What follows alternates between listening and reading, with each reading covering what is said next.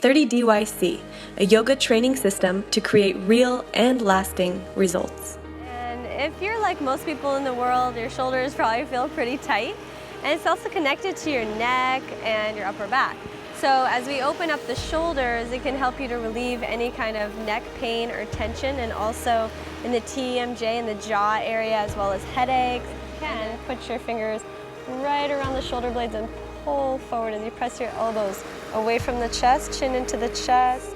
Inhale, lift the heart, dog tilt, and come back to the center. We'll do the other side. Inhale, right arm out.